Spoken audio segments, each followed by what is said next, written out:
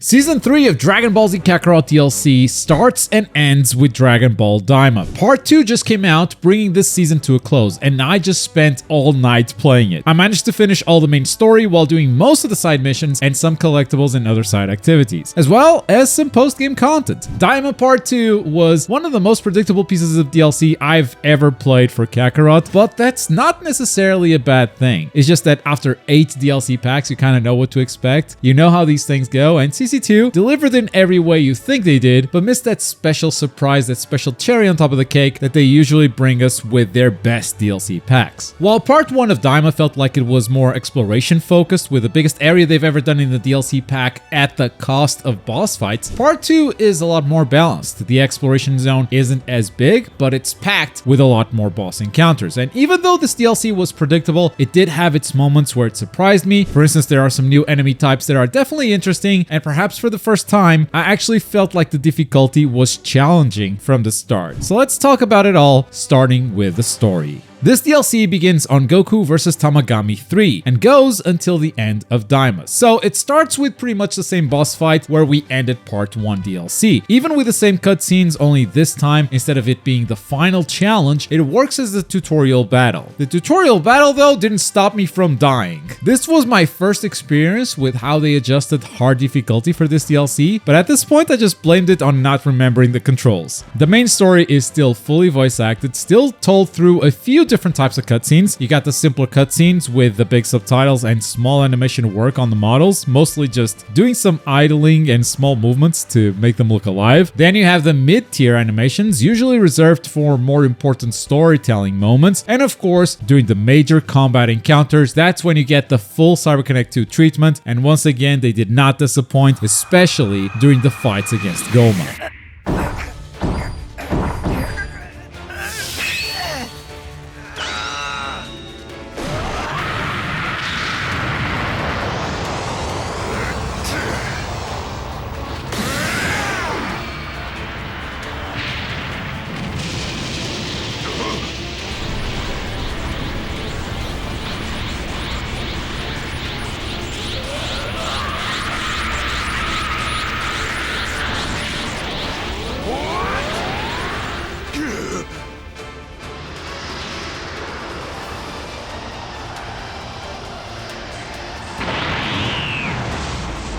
Trust me, this is just a taste of what you get during this whole encounter. At the same time, I think they also cut an important corner. Kakarot has once again stolen a cutscene from Vegeta. First, it was his final flash against Cell in the base game, and now he doesn't get anything when he finishes the fight against Tamagami 2. We just go straight to the math test, which the answer is 3, by the way. I swear snakes do eat cookies. I don't know how Vegeta got away with saying 0. Kakarot did what it always has done best. It retells the Dragon Ball story in video game form in a way that's so compelling and so complete that it allows you to experience the full thing without ever watching the anime. It did it with the base game, and now it has done it again with Daima DLC, both part 1 and part 2. And for Dragon Ball fans who have already watched it, it provides players with incredible in-game cutscenes, allowing us to see the same action with beautiful graphics, animated by one of the best studios in the industry to ever do it, and also gives us a chance to play through these combat encounters by giving us interesting boss fights. This DLC felt a lot more balanced than last time. We still got to explore the world a bit, just like in part 1, but we do have a lot more boss encounters. Even if we don't count the first Tamagami fight, which honestly is recycled from part 1, we got Tamagami 2, who's got a lot of space control in this encounter, filling the entire stage with tornadoes, forcing us to fight above and below the water sometimes. And I love the scenery. You can see some krakens coming out of water here and there. It's got some very cool details. We also got the knockoff Ginyu Force, which is 5 opponents, all with different abilities, making you think who you should tackle first to make your life easier. This wasn't even a fight during Dragon Ball Daima. I'm happy they actually made a boss fight for this. And then we got Goma, who is 4 boss fights in total. 2 against Kid Goku and Kid Vegeta, and then another 2 against the adults Vegeta and Goku. And all of these have very cool move patterns for you to learn as well, including summoning orbs that will shoot beams at you unless you destroy them. And you can destroy these orbs by quickly switching your targeting to them and throwing some ki blasts. What's cool about this is that ki blasts are normally super useless in Kakarot's combat, but they finally found a use for it, and I thought it was a pretty unique and it actually made a lot of sense. And of course, they also make you face off against hordes of gendarmerie, aka the Demon World's police, in horde battles with a bunch of different enemy types. But while you do encounter some of these horde battles during main story missions, you mostly have them while exploring the world and doing side activities. So let's talk about it. Outside of the main mission, what is out there for you to play? Well, despite covering the whole story that takes place in the second and first Demon Worlds, they really didn't build out a lot of the second Demon World. All you get are these two really small locations, one for Namek and another one for the cliff where Tamagami 2 is waiting for you. This was honestly a bit disappointing when I started playing this DLC. I did expect a bigger Namek to explore or a bit more of a presence of World 2. It feels like they actually speed run their way through this portion of the story, rushing to get to the first Demon World. But once I got there, I understood why they did this. It's simply because the first Demon World is where they have built most of their landmass. That's the place that has the most activities. That's where you're going to be spending most of your time with this DLC pack. And a lot of the activities are things you've seen before in Kakarot, especially if you've played the previous Daima DLC. Treasure chests have returned and they are everywhere, spread across the first Demon World. The Demon Rumors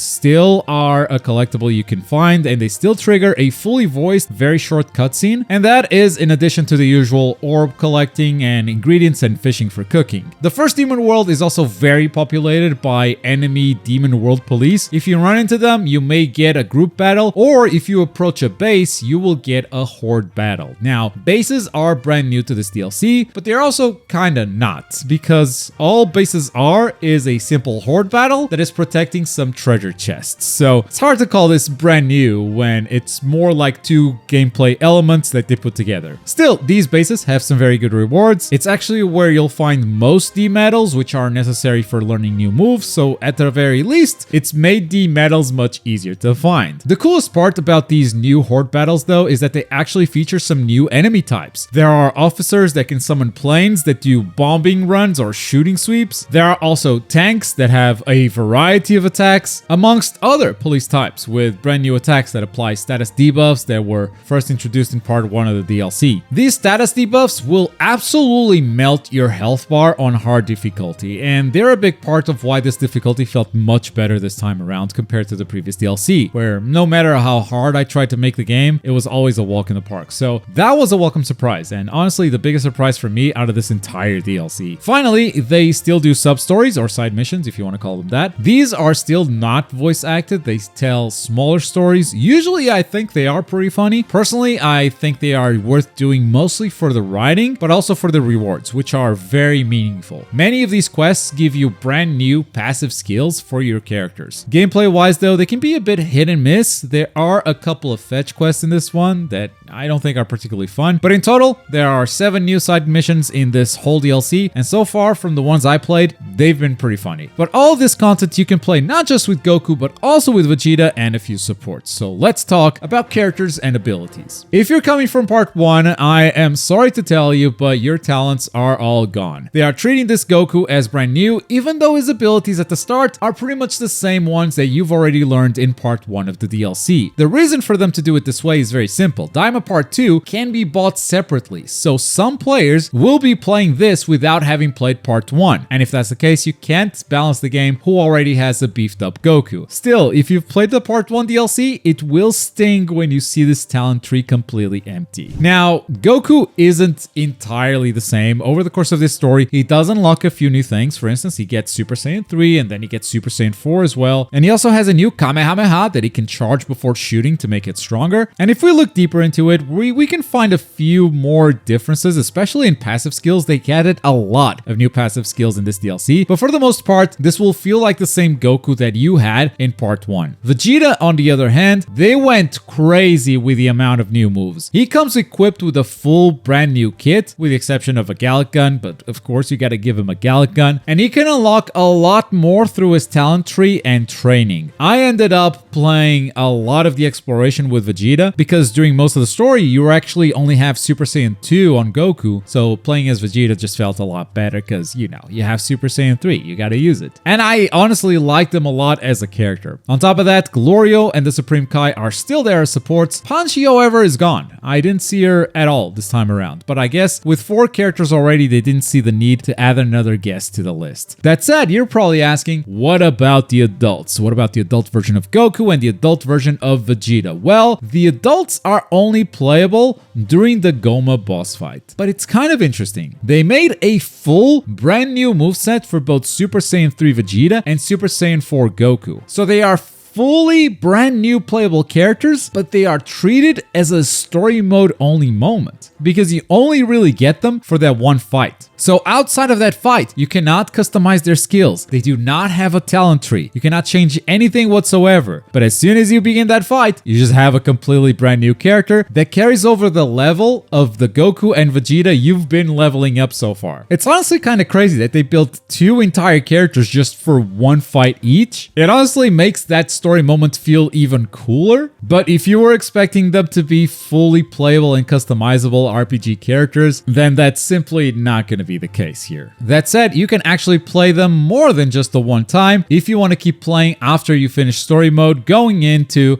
the post-game content. If you've played any of the recent DLC from Kakarot, this post-game content is going to feel very familiar. After you're done with the story, you're dropped back into the world. They actually give you a small cutscene justifying why Goku is small again. It's pretty funny. But here is where you can do everything you left unfinished on your way to Goma, so any remaining bases, some of which are very high level, so you are actually encouraged to skip them until you hit the post-game content. You can also go and find any collectibles that you missed and finish building your characters by unlocking more talents and learning more moves. But you also have the usual advanced training grounds, where you get to fight against all the bosses in this DLC, except now they are of a higher level and have an enhanced moveset. This is basically how you level up your characters while at the same time being the final challenge of this DLC pack. But finishing the story also opens up the final side quests. So even if that grind doesn't sound appealing to you, you've got some more stories to explore before calling it a day.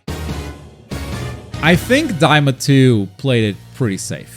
They did what they know works well with Kakarot DLC, and I don't think that's necessarily a bad thing. But the best Kakarot DLC has always been something that had some sort of a surprise in store for us. A new gameplay style, a new mechanic, and while this did have some surprises, it wasn't anything as big or groundbreaking as introducing horde battles or grounded combat, or even giving us the biggest area to explore like Part 1 did. Don't get me wrong, the hype moments of Daima, they are represented perfectly in this DLC, with cutscenes that are as good as CyberConnect 2 has gotten us used to, but that's just the thing. We are used to it now, so it lacks that surprising effect. Then again, because Daima Part 1 and Part 2 are mostly going to be sold as a bundle from now on, maybe it's a good thing they played it safe this time around. Part 1 was already risky enough with its lack of boss fights in favor of a bigger world and more side activities, so playing it safer with Part 2 kind of brings balance to the whole pack. And ironically, in a way, that's a very accurate representation of Dragon Ball Daima. Starts kinda slow, introducing the world and its characters, and leaves all of those hype combat moments to the end. To me, the biggest surprise and pleasure of this DLC was the difficulty adjustments. I think their debuff system finally came together in a satisfying way that actually makes you be careful about where you stand and which attacks you choose to tank. No pun intended. For some reason, they're still not doing level scaling with the boss fights, even though they are doing level scaling with random NPCs out there in the world, but since the difficulty actually felt pretty good this time around, I'm not gonna complain too hard about it. But that is gonna do it for Season 3 of Kakarot DLC. If they come back for Season 4, we'll be here to cover it once again, so make sure you're subscribed. But if they do make a Season 4, what do you think they should cover? Let me know in the comments below. But as always, thank you very much for watching. My name's Globku, and I'll see you next time. Bye!